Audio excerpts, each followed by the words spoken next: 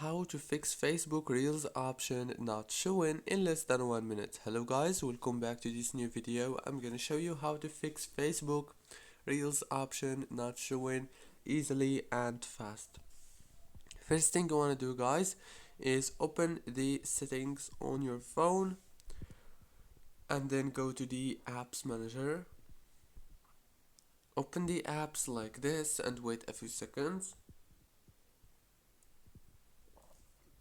After that, scroll until you find Facebook, click on it. Now this is the app information page.